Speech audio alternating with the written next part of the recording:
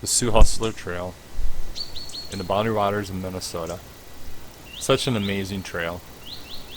I've encountered this trail at least a dozen times. I've taken groups up here. I've hiked in the United States of America and also over in Europe, but this particular trail keeps on calling me back. I invite you to watch this video to encounter the beauty of the Sioux Hustler Trail. Also, this video will be talking about what to bring on this trail, especially if you're a novice. And also, the spiritual journey, God's creation, and how to encounter that. Alright, this is the entrance to the Sioux Hustler. This used to be open, and everyone, my second time doing this trail, we accidentally went straight.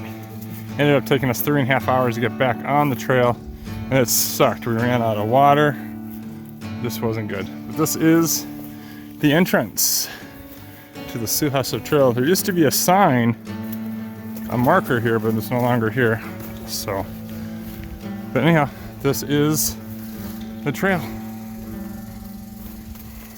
This is always kind of a fun part to cross. Don't know how much water we have today, so sometimes you have to find an alternate route.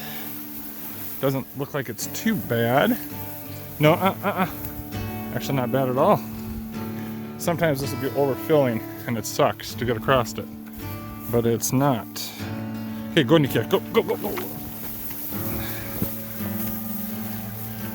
The brush gets pretty high up here in the summer, so June and July can kind of suck back here just because of the fact how the vegetation gets so high and the pricklies and everything else. But as you can see, it's not too bad, and actually kind of a shortcut. A lot of times you have to go all the way down there to cut through to get back here, back on the trail. Particular area, sit. I took a group of girls up here, and Nicole that was with me, she lost her shoe right over here, but it is majorly underwater. So this is a spot sometimes people, no, Nikita, stop. This is a spot sometimes people get kind of stuck, but you go off to the side right here and move yourself through the vegetation. Oh yeah, brown water, beavers. A lot of beavers up here. Beaver, no, Nikita, stop. She wants to jump in all the time. I find it so amazing. A few years ago, in one of my previous videos, this was all torn down. It's amazing how fast the trees grow out here. Just amazing.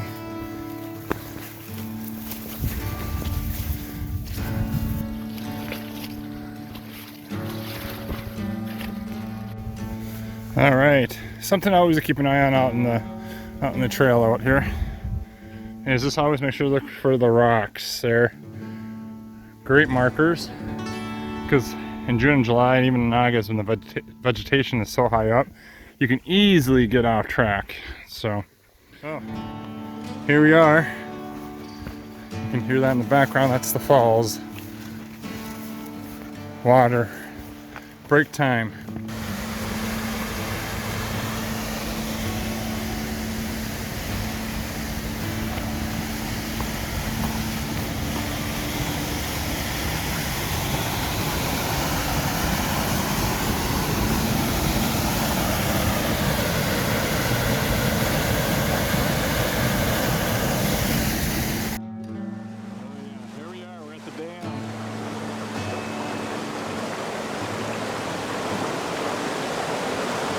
Just beautiful.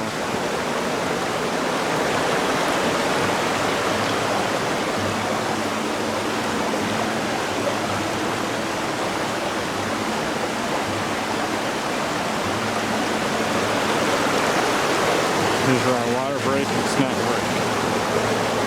And there's Nikita eating her food. Got some potty stuff.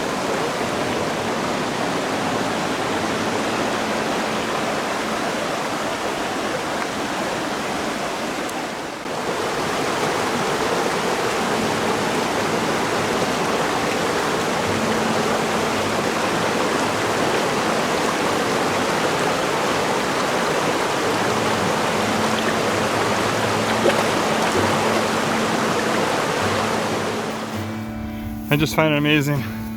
First time me and my brother-in-law hiked this, there was really no vegetation over here that much. The beaver dam was brand new, and now it doesn't even look like it's a beaver dam anymore. It looks like it's just part of the trail. We got lost trying to find this. First time we ever did this. Yeah, so anyhow, we're crossing it. The beaver dam. It's the famous Y. Go left, you go Devil's Peak. Right, you go to Shell Lake. That's just beautiful.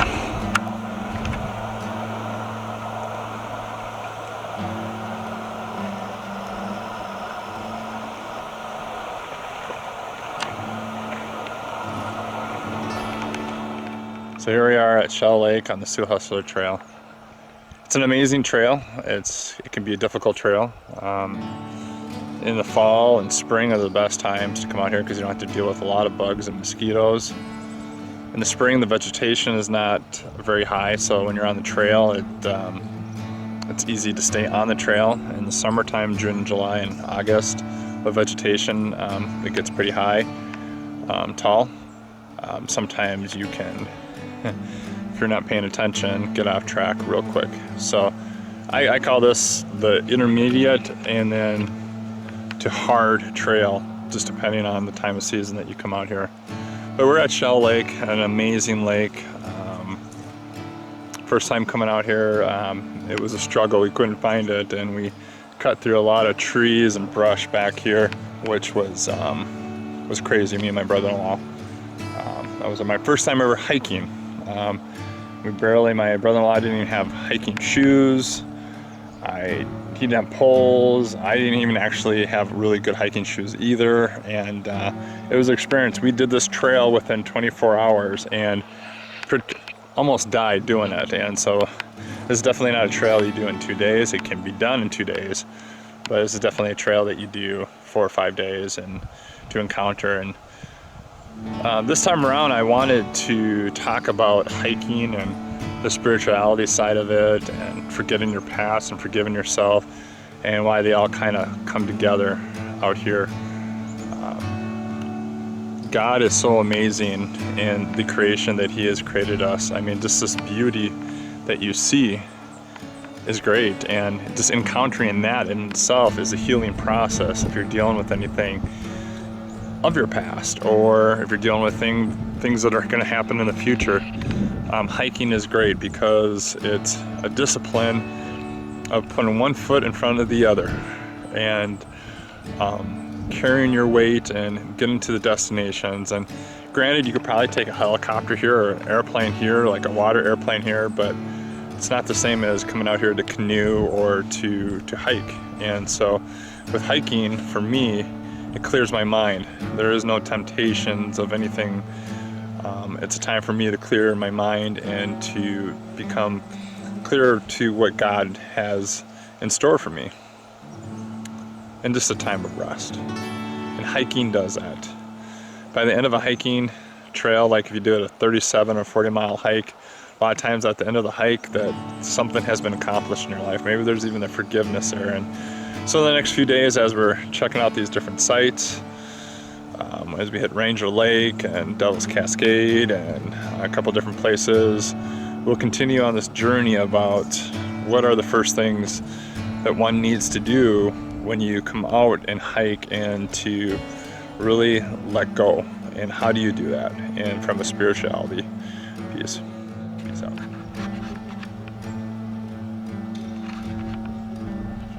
I thought I'd talk a little bit about some of the gear that I take when I go hiking out here to the Boundary Routers. And so I got this tent from Shield. It's actually a really nice one by Mountain Smith. It works great. I don't even think it even takes more than 5 minutes to get it all set up. Great thing is it does have a net, so you can take this off if you know it's not going to rain, and just have it like that. So it is an amazing tent, which I like. There's Nikita. Something else that I utilize a lot is the InReach satellite and works actually with my phone.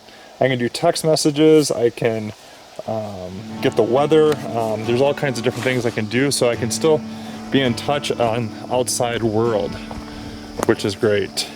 Another thing that I really like is I love fresh water. I want water that I can be able to drink. I don't like to always have the filter inside of my bottle. And so the great thing is that LifeStraw actually has this big bag where you can actually put 10 gallons of lake water in there. And the great thing is that you put it in there, and then down there, you put your glass down there and it gives you clean water, so that way you can have lemonade or whatever you want to have, not worry about the filter. Hiking poles. I can never say enough about hiking poles when you're carrying 40 pounds on your back, especially up here.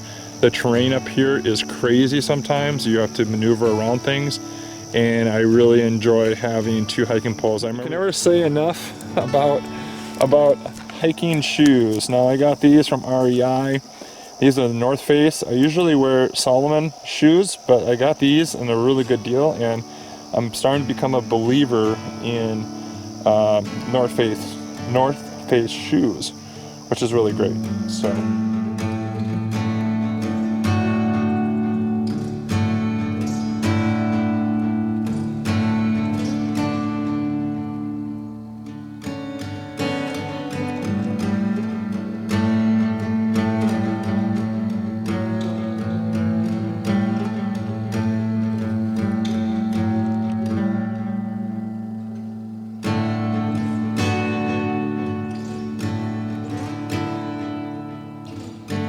No.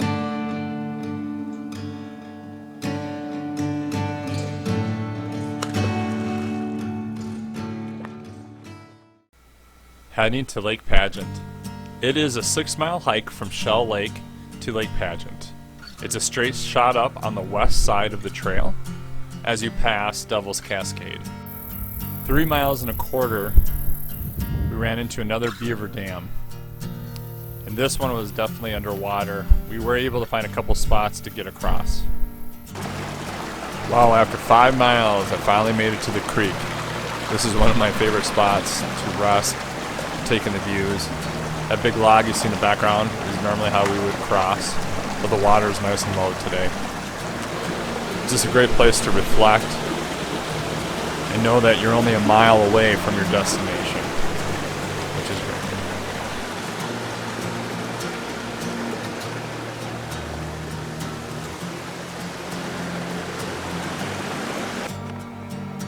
Well, here we are. We made it to Pageant Lake. That's my third time being here, but I've never actually camped here, so I'm really excited to be camping here tonight. We actually camp here 2 nights, and then tomorrow we'll do a day hike to Ranger Lake. But the view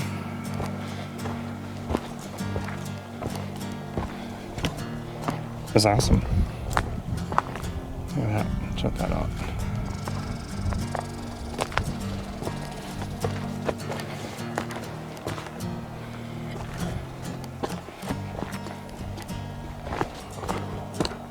Is this awesome or what? Great.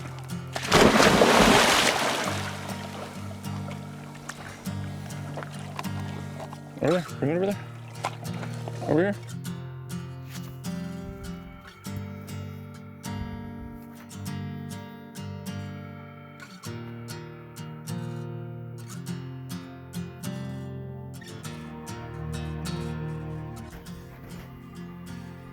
Gorgeous view out here in the Boundary Waters, Pageant Lake. So, hiking. Why do people go hiking? I'm going to read a quote from Augustine.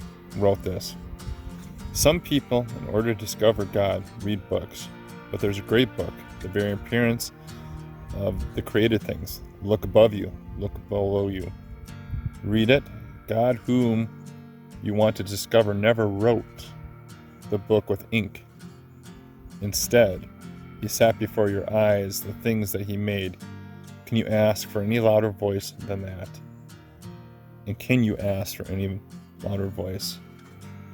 I think that's the beauty of hiking the beauty of getting out here and seeing the little things, the small things. You know, so many times we are always looking for the big things, and a lot of times God wants to reveal to us the small things. What the mind hardly fathoms, the body already knows. In the wilderness, one body is distinctive vehicle for experiencing the mystery. The body, therefore, plays a major role in authentic soul work. And so all the times that we're out there hiking and struggling, or your feet are hurting, you got blisters, you know, you got all these things that are going on. But the great beauty is that you get to experiences like this.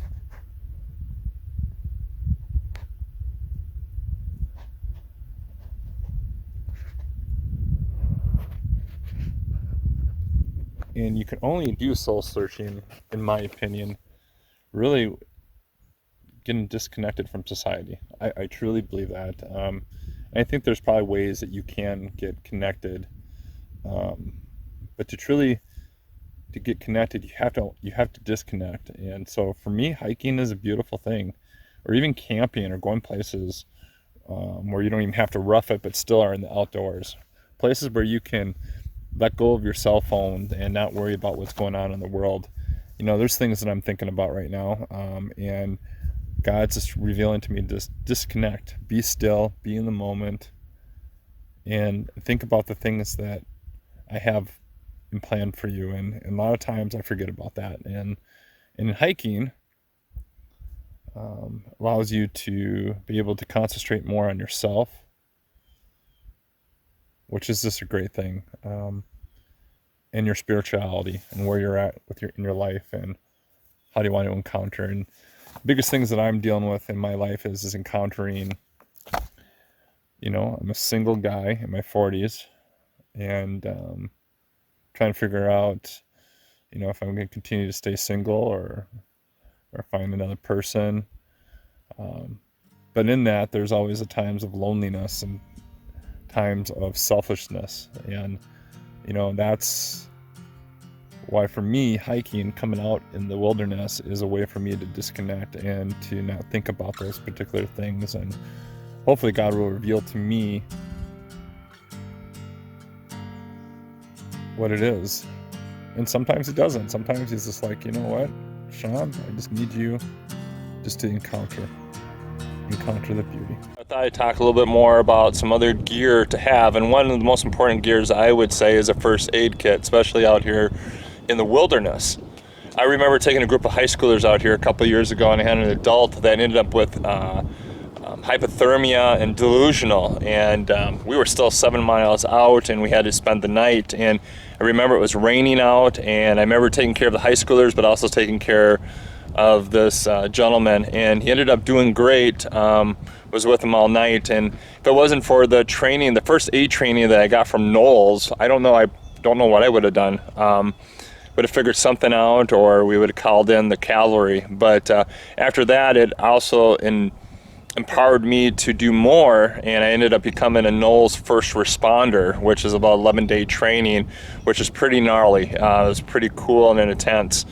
And so I do recommend the Knowles first aid training that I know they have it at REI. Is amazing if you can take 11 days off to be a first responder. Of course, that's also amazing because you can save lives, not just in the wilderness, but also in urban areas, which I just did about 2 days ago. So to any event, this is my first aid kit. It's a Med Kit 5.0.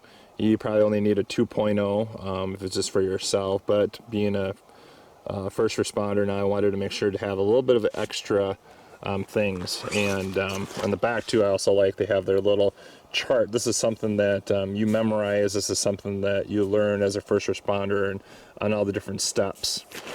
But inside mine here, I have a few different things I have going on in here.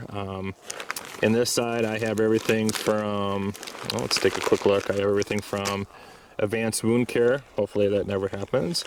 Probably the biggest things that I do is blister kit care, and theirs kit care I really do like a lot. They have the KT tape in there, the other things that you would need for blisters. Seems to me when I do most of my retreats, regardless if it's in the Rockies, the Boundary Waters, or in Glacier, I feel like I'm always just dealing with blisters.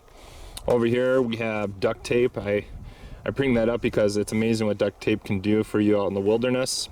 Some tape and stuff. It looks like we have some Benadryl, anti-diarrhea stuff. We have Band-Aids, of course.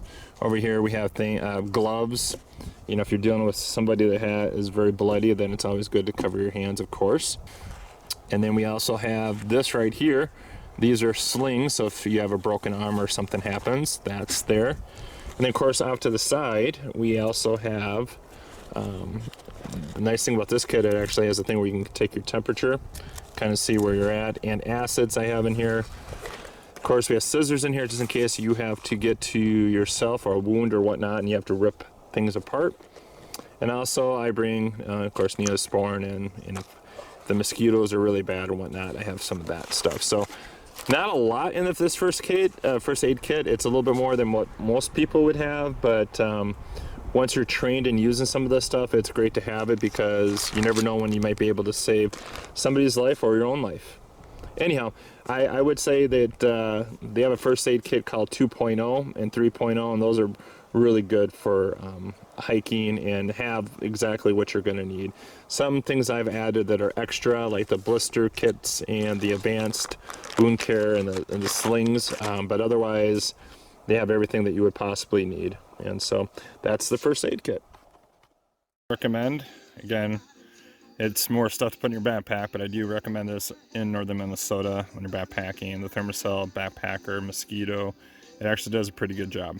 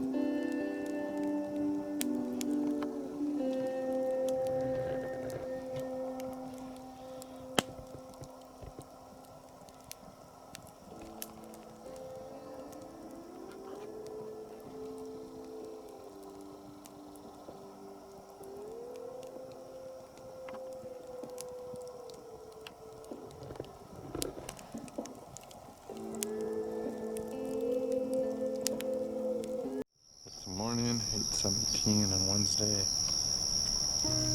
Got a decent night's sleep. Didn't get the sleep that I wanted to get though. So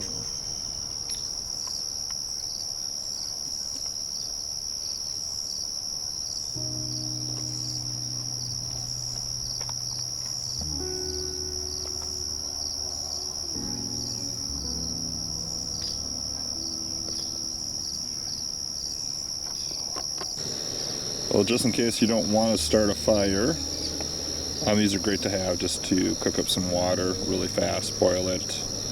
I'm gonna have some oatmeal. Yeah, nice little device, barely weighs anything. We're gonna be doing a day hike today to Ranger Lake. Yeah, it is 9:24.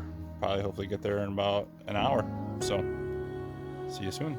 Now there's a little marker, there's another marker, but if you weren't paying attention, you could easily get off trail. So you always got to pay attention to the markers or your GPS system that you have. This is where the trail sometimes can get to be a little bit more harder.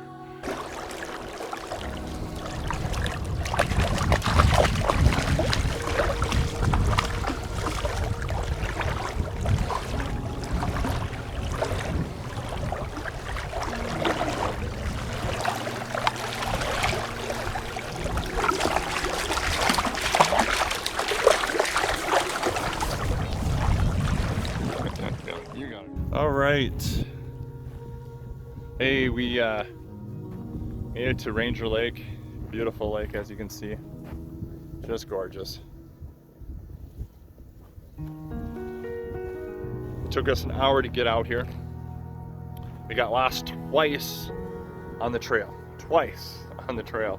So it just shows you that even a veteran like myself that's been out here at least 14 times on this trail, you can get lost. And that's why you really definitely want to make sure you have a good map or a GPS system to help you along. Last night at Lake Pageant was really a weird thing that happened last night. We heard a pack of wolves attack a animal of some sort. Heard the screaming, and then we heard the howling, and then it got kind of quiet, got kind of eerie, kind of scary, to be honest with you. But the fact of the matter is that we deal with fear and failure all the time on the hiking trail, in life, in society right now, like COVID and the left being the left, the right being the right, unemployment, statues being torn down, all kinds of different things that we're dealing with. But the question is how do you deal with that from a spirituality side of it and from a point of view of encountering yourself? And I truly believe you need to do that by yourself. I really do. I mean, you don't have to be on a hiking trail to do that. I mean, you could go to church, you could be on a city sidewalk, you could be at a local park, or you could be out here, out in the woods. But you do need to do it by yourself and to take that time to encounter that.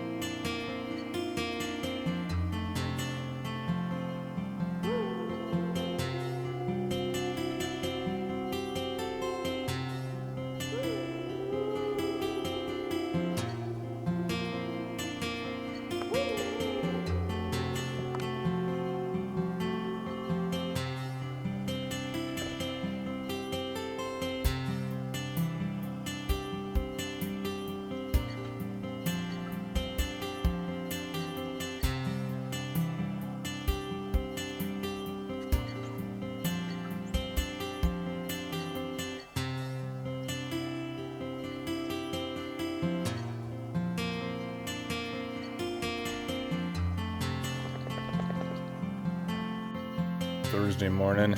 We had a lot of rain last night. Actually. It was only supposed to be 10%, and it was a lot more than that. Woke up this morning to wolves.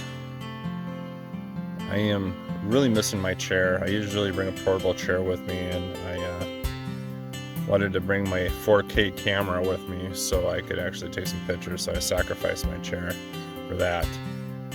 That will never happen again. I like having back support, and my chair is in my vehicle. But in any event, Been a really good trip up here. We're gonna head off to Devil's Cascade for the night, and then we head back to Sioux Falls. Right, Nikita?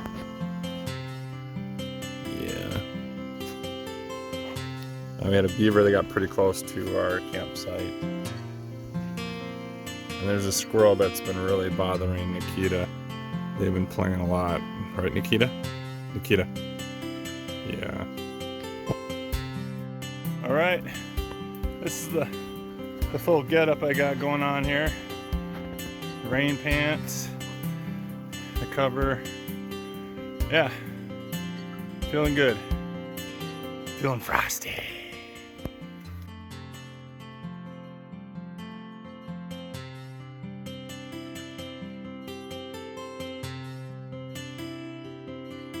Alright, we already made it to Devil's Cascade. It took us 2 hours and 30 minutes. I was going to take breaks on the way, but I didn't, so, yeah, 2 hours and 30 minutes to walk 6.5 miles. Yeah. Here we are at Devil's Cascade. Beautiful.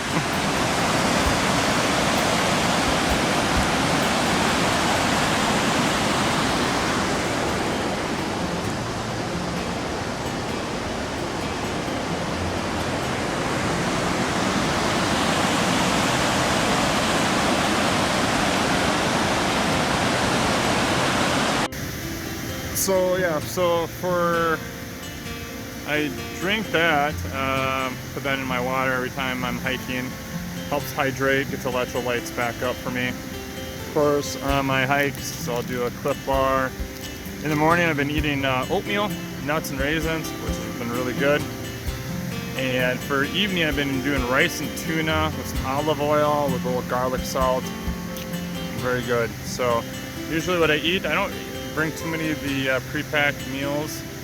I try to make my own, but yeah, that's what I did on this trip anyhow. So Nikita is feeling dangerous. That's right, Nikita's feeling dangerous on the cliff. Yeah. I think Simon's going for a swim. Simon's going for a swim. Oh, yeah. What are you doing? What are you doing over there? Huh? What are you doing? Come over here. There you go, good girl. No, over there, over there. Nuh-uh. There she is. She wants to go upstream, that's not gonna happen. No. I better walk over the other way so she knows where to go. Nikita, over here. Over here. There you go. Good girl. Yep. Come on. You got it. You got it.